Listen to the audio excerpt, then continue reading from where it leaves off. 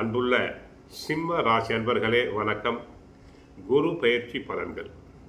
சிம்ம ராசி அன்பர்களுக்கு இதுவரை லாபஸ்தானத்தில் இருந்து நன்மையை செய்த குரு பகவான் தற்போது விரய ராசிக்கு வருகிறார். கடக ராசியில் வந்து உச்சம் அடைகிறார். ஆகவே விரயங்கள் அதிகரிக்கும். திட்டமிட்டு செலவு செய்தல் வேண்டும். பல வகையில் கவனம், எச்சரிக்கை தேவை.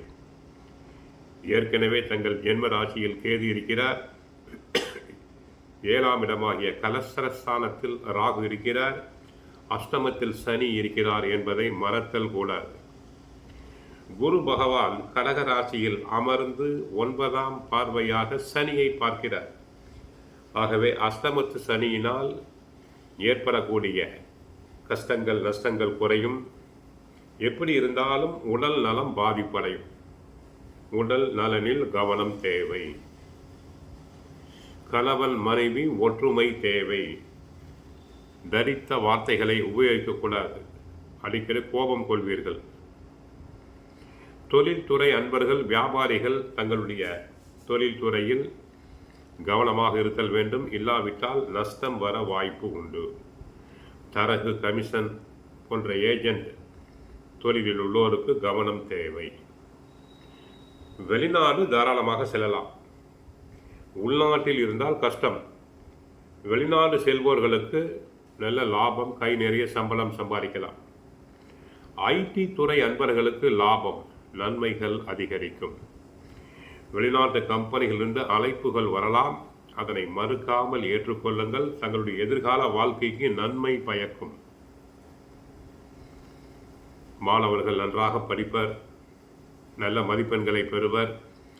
போட்டித் தேர்வுகளில் கலந்து கொண்டு பரிசு பாராட்டுதல்களை பெறலாம். சனி சாதகம் இல்லை, குரு சாதகம் இல்லை விட்டால் கூட செவ்வாய் உடைய அனுசரணை பரவாயில்லை.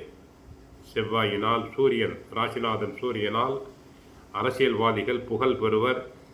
கட்சிக்குள் நல்ல பதவிகள் கிடைக்கும். தங்களின் ஆலோசனைகள் கட்சிக்குள் ஏற்கப்படும்.